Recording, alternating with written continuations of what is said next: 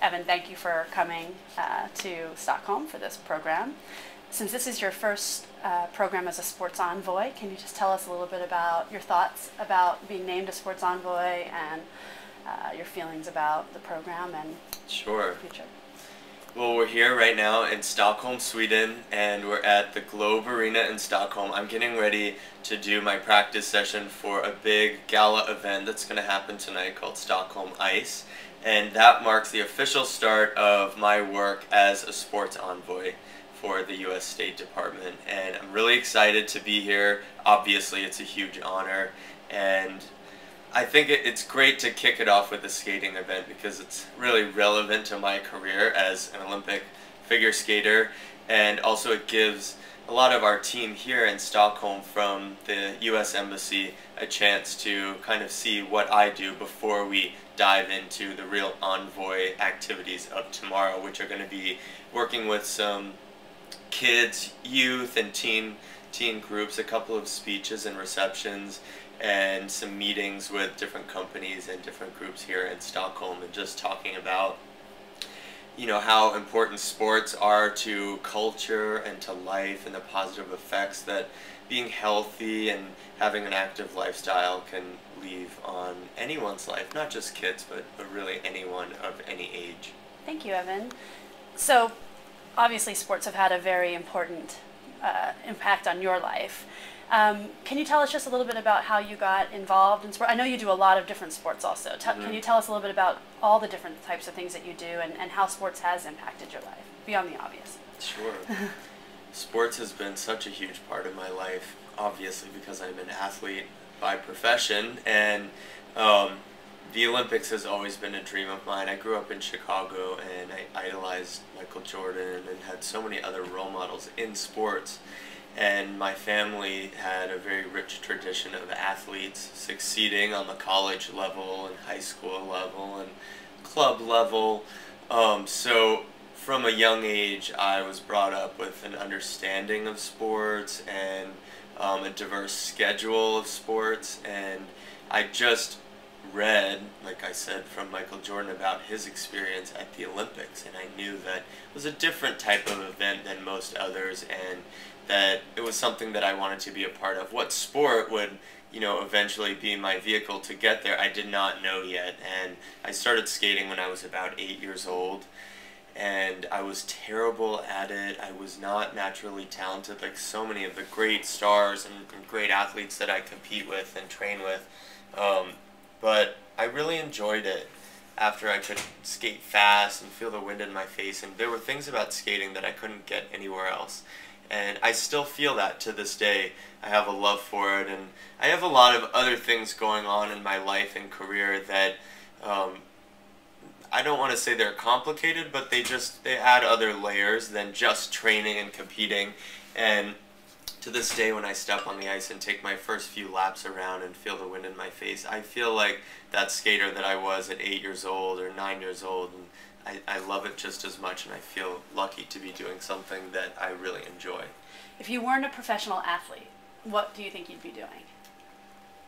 What was your Well, it's very hard to imagine my life without sports. I know that they would definitely be in it, and I still enjoy being active on a recreational level, skiing, tennis, running. I've just recently started learning to fence. I have been hockey skating for the last year, so I'm trying to incorporate other sports into my life, and, you know, ones that I can play and participate in long after I'm finished skating.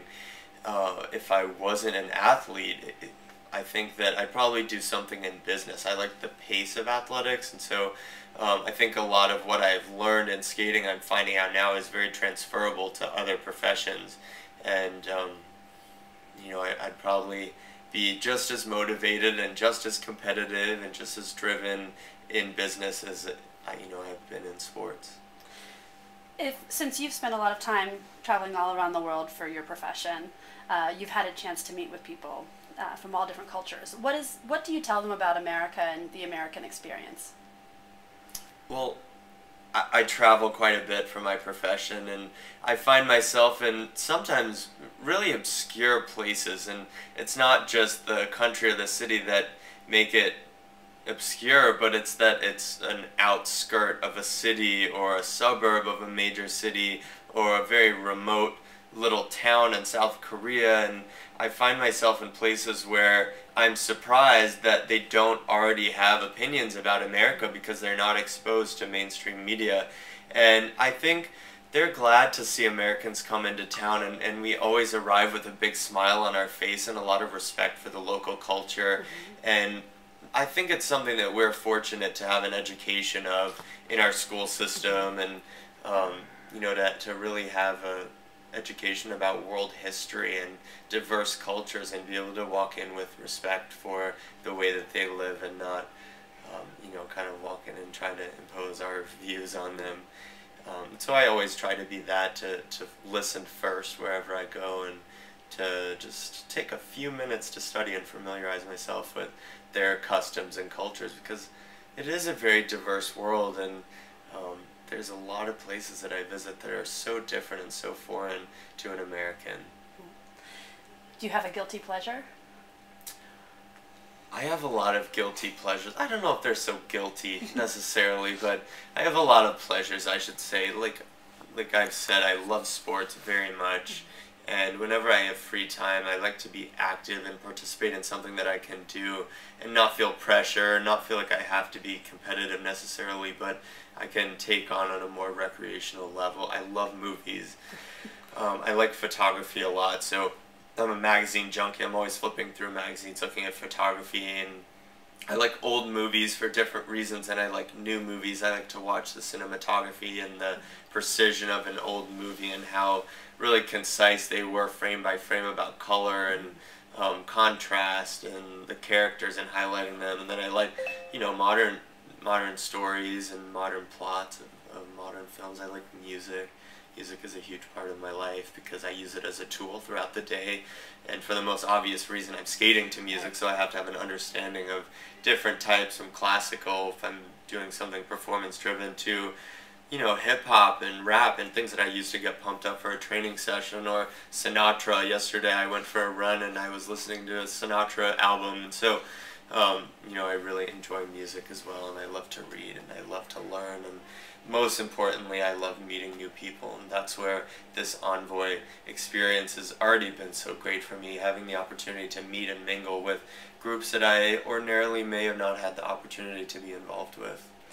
Last question. If you could go back in time and tell something to your 16-year-old self, or if you could tell other 16-year-olds something right now about, you know, some inspirational message or some message of about anything in life, what would you tell your 16-year-old self?